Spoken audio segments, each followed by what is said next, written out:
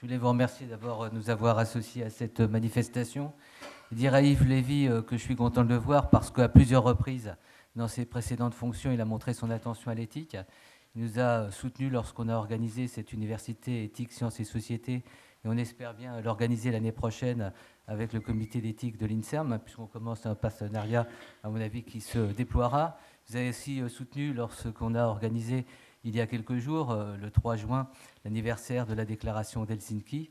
Et pour les chercheurs qui sont dans la salle, je pense que c'est un texte tout à fait important qui montre ce que c'est l'éthique. Depuis 1964 jusqu'à la dernière version en 2013, on voit comment un texte de référence qui a été inspiré par Nuremberg, donc par la Shoah, évolue et s'adapte finalement à des cultures de plus en plus sensibles à une approche spécifique de l'éthique. Donc on a eu cette aventure, je voulais vous en remercier publiquement. Puis je voulais dire aussi que l'aventure que l'on mène avec, et qu'on partage avec Hervé Schneves est pour nous très importante. Pour nous, c'est une référence, et pas uniquement dans la question des neurosciences ou de la neuroéthique, et à plusieurs reprises, et on pourrait dire, si regardé sur son agenda, je pense qu'il a été sollicité abondamment ces dernières semaines. D'ailleurs, je vous incite à regarder sur le site de l'Espace Éthique les 10 heures de l'éthique. On s'est réunis à la Bellevilloise pendant une journée et pendant 10 heures. Je pense que l'année prochaine, on fera les 12 heures de l'éthique. On arrivera bien à nos 24 heures de l'éthique. Et vous verrez ce que, finalement, un scientifique peut dire, peut raconter même, mais c'est vraiment du récit de son expérience quotidienne. Je voulais juste que vous reteniez un point. Pour nous, l'éthique, c'est pas l'éthique d'en haut, c'est vraiment l'éthique du sol, c'est l'éthique du terrain. Alors c'est vrai qu'un espace éthique n'est pas un comité d'éthique, nous ne rendons pas d'avis, même si en tant qu'espace national de réflexion éthique sur la maladie d'Alzheimer, on a rendu des avis, ce n'est pas notre fonction. Notre fonction, c'est d'animer le débat, d'être auprès des professionnels et de les sensibiliser aux questions d'éthique en leur faisant comprendre aussi que l'éthique, c'est acquérir des compétences. C'est-à-dire, l'éthique, c'est pas uniquement discuter, avoir une opinion, c'est aussi pouvoir l'argumenter. Et en 2014, l'éthique s'est assumée des responsabilités dans notre démocratie. Notre démocratie a besoin de parole, elle a besoin de repères, elle a besoin de dialogue, elle a besoin à travers la recherche aussi d'espoir. Et je pense que la recherche a une symbolique extrêmement forte dans nos sociétés, puisque c'est demain qu'on est en train de construire. Elle a besoin de prudence, d'une certaine manière, elle a besoin d'enthousiasme. Il faudrait, et c'est là où un comité d'éthique est important, il faudrait éviter les éthiciens, c'est-à-dire cette espèce de minutie éthique qui empêche finalement, qui d'une certaine manière entrave aussi la recherche. Il faut trouver des bons équilibres. Et c'est important d'avoir une légitimité comme le comité d'éthique de l'INSERM. Alors, je termine sur un point. C'est vrai que le comité consultatif est né d'une certaine manière à l'INSERM et chaque instance d'éthique, l'agence de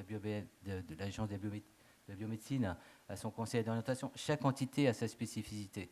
Ce que j'aimerais, et ça sera mon petit message, je vous l'adresse, mais je l'adresse aussi à Hervé Schneves et à François Hirsch, j'aimerais qu'on développe une relation à travers les années, parce que la création des espaces éthiques, dans la loi de bioéthique de 2004, et qui finalement s'est faite très tardivement, la création des espaces éthiques leur donne comme mission de participer au débat public, mais de ne pas se substituer à d'autres instances. Et je pense qu'on peut être des relais intéressants. Il y a mine sur quelque chose qui n'est pas anecdotique. Samedi dernier, on était dans les jardins de Saint-Louis. Notre directeur général, un autre Hirsch, Martin Hirsch, avait souhaité une journée porte ouverte. Et on s'est retrouvés donc, dans les jardins de Saint-Louis l'après-midi. On avait invité d'autres personnalités, je ne pouvais pas toujours t'inviter, je savais que tu étais en train de préparer ton intervention pour aujourd'hui. Il y avait notamment Jean-Claude Ametzen, des médecins, des personnes aussi atteintes par la maladie, puisqu'aujourd'hui on ne fait pas de réflexion éthique sans faire appel à cette expertise propre et qui enrichit énormément nos compétences. Mais ce qui nous a le plus impressionné, c'est peut-être une réflexion qu'on pourra retenir pour l'avenir, c'est des gens qui étaient descendus des services avec, je dirais, leur potence, je ne sais pas si on dit la potence, mais en tous les cas, et il y avait une ambiance tout à fait particulière. Le fait d'avoir cette attention, d'avoir ces regards, a fait que chacun s'est exprimé autrement. Et c'est pour ça que je dis qu'il faut que l'éthique sorte finalement des lieux de l'éthique pour rencontrer la cité et éventuellement être confronté à des mises en question. Et c'est pour ça que je terminerai sur une citation qui m'a paru assez intéressante d'un des pères fondateurs de l'espace éthique, c'est Didier Sicard. Et Didier Sicard, on lui dit quelle est la différence entre la morale et l'éthique. Et tu vois, ça va tout à fait éclairer les débats d'aujourd'hui. Il dit la morale, c'est répondre à des questions qu'on ne sait pas poser. Et l'éthique, c'est avoir le courage de poser des questions pour lesquelles il n'y a pas de réponse. Et je trouve que d'une certaine manière, la démarche, j'ai vu le premier avis, enfin, je sais pas, le premier travail qui a été fait par le comité, nous redonner l'intelligence. nous montrer que les choses ne sont pas définitives et que finalement c'est à chacun d'entre nous de s'approprier les questions éthiques et de les prolonger. Je trouve que c'est un formidable pari sur la vie démocratique. Merci de votre attention.